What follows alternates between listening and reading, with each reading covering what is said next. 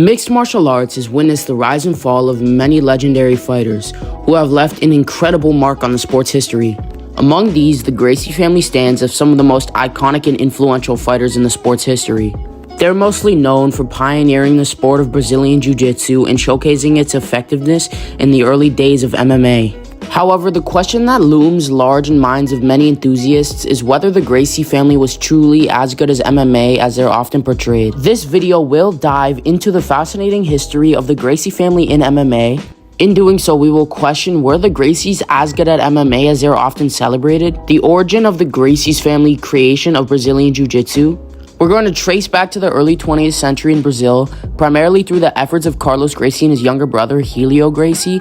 BJJ, often referred to as Gracie Jiu-Jitsu, is an adaptation of the traditional Japanese martial art of Jiu-Jitsu, which the Gracie family modified to suit their specific needs and circumstances. Carlos Gracie, born in 1902, and Helio Gracie, born in 1913. Those brothers were exposed to Judo and Jiu-Jitsu through their father, Gustavo Gracie. Judo and Jiu-Jitsu were introduced to Brazil by Japanese immigrants, and Carlos and Helio studied these martial arts. Carlos Gracie was instrumental in adapting and refining the techniques he learned. He understood the need for more practical and efficient system that could be utilized by even individuals with a smaller stature. Carlos, who was a smaller man himself, was a visionary in this. One of the pivotal transformations was a focus on ground fighting.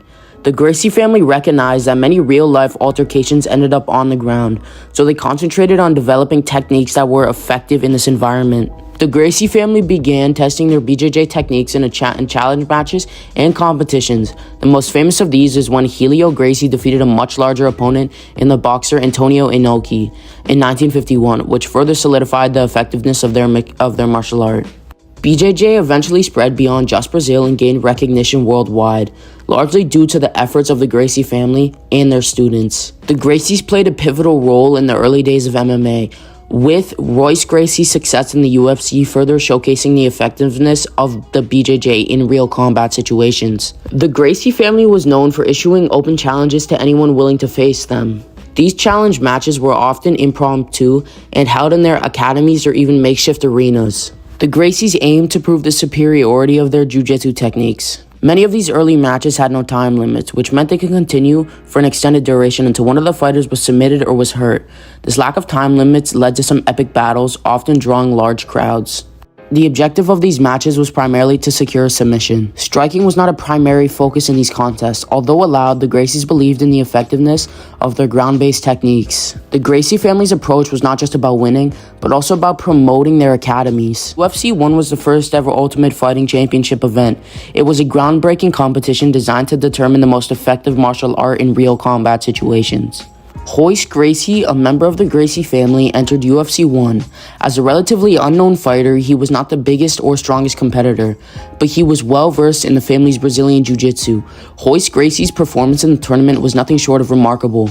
In UFC 1, Royce Gracie showcased the power of Brazilian Jiu-Jitsu by defeating 3 opponents, including much larger and more experienced fighters with the signature submission techniques. He defeated Ken Shamrock, Gerard Jordeau, and Art Jimerson to become the tournament champion.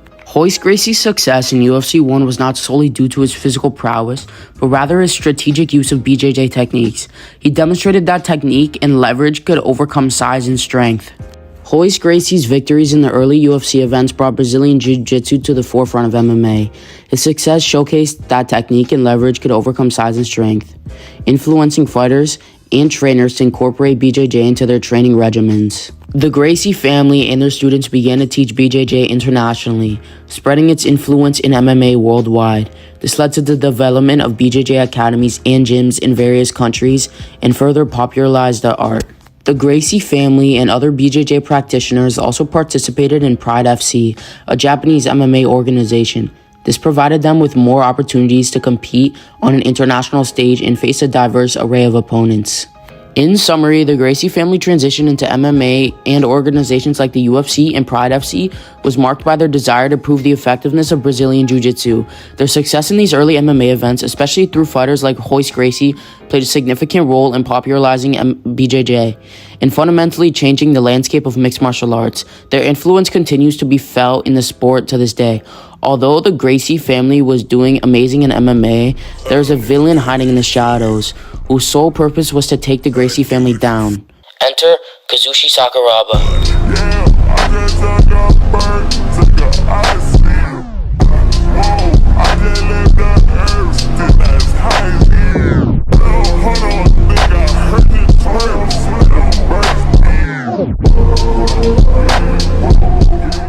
Kazushi Sakuraba, a Japanese MMA fighter, gained prominence as a tenacious and versatile competitor. Known for his unorthodox style and his seamlessly bounding endurance, Sakuraba was celebrated for his resilience and his ability to adapt to various fighting techniques. His journey towards MMA prominence culminated in a series of confrontations with the legendary Gracie family. In the year 2000, Sakuraba faced Royce Gracie, a pioneer of jiu-jitsu, at the Pride Grand Prix 2000 finals. This marked a historic turning point in the Gracie family's dominance. The fight was brutal and intense, with Sakuraba's proficient wrestling skills and refusal to succumb to Gracie's submissions. As Royce's corner threw in the towel due to an injury, Sakuraba became the first man to defeat a Gracie in an MMA match, shattering the myth of invincibility surrounding the Gracie clan. Sakuraba's victory over Royce Gracie catalyzed his pursuit of Gracie family members. He went on to defeat Ryan Gracie and Renzo Gracie, further cementing his reputation as the Gracie hunter. His victories were characterized by his strategic grappling and the ability to thwart the Gracie's submission attempts. The Gracie family acknowledged the need for evolution in the face of a new challenge. These confrontations highlighted the necessity for diversifying their skill set and incorporating a broader spectrum of MMA techniques. The Gracies began to diversify their training regimen, incorporating striking, wrestling, and ground and pound techniques to better prepare for future opponents with styles similar to Sakuraba's. Kazushi Sakuraba's conquest of the Gracies and ensuing transformation of the family's approach to MMA had a profound and lasting impact on the sport. It underscored the need for well-rounded skills and marked a shift away from the exclusive dominance of Brazilian Jiu-Jitsu. Today's MMA landscape reflects the lessons learned during the Gracie Hunter era, with fighters embracing a comprehensive approach to the sport. Now, I think it's also important to acknowledge that BJJ can easily be out-scrambled by wrestling. Wrestling is renowned for its takedown techniques. In the early days of MMA, wrestlers had the upper hand in securing dominant positions. They could dictate where the fight took place, often choosing to keep it standing or transition to the ground with a wrestling takedown. This control was pivotal as it enabled fighters to avoid their opponent's BJJ submissions. Wrestlers possess superb scrambling skills, which allows them to escape precarious situations and regain a dominant position. BJJ practitioners thrive in stationary, controlled grappling environments, but MMA's dynamic nature demanded the ability to adapt quickly and escape unfavorable positions, a hallmark of wrestling. Wrestling instills unmatched physical conditioning. The grueling nature of wrestling practices and competitions prepared wrestlers for MMA's rings demands. While BJJ specializes in submission techniques, wrestlers hone their defense against such attacks. This makes it challenging for BJJ practitioners to secure submissions, forcing them to rely on other aspects of their game. Wrestlers understood how to control and smother their opponents, reducing their chances of initiating effective BJJ techniques. The strategy was particularly effective in the early stages of MMA, where rules and judging criteria favored control and aggression. In the recent years of MMA, wrestling's dominance over Brazilian Jiu-Jitsu was evident. Its takedowns, controls, scrambles, abilities, ground and pound tactics, conditioning, submission defense, and adaptability rendered wrestlers formidable competitors. While BJJ remains as an essential part of modern MMA, it was wrestling that held the edge in the sport's formative stages, demonstrating that versatility and well-rounded skill set were keys into success, ever-evolving world of mixed martial arts.